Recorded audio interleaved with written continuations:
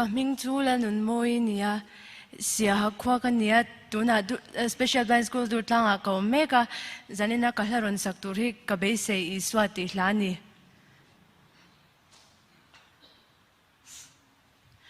min tel ka shia chandam tun tharau thar min chanti chandam na lui dai kain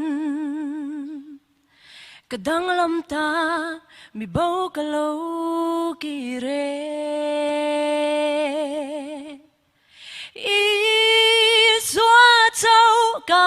bê seyang nun lui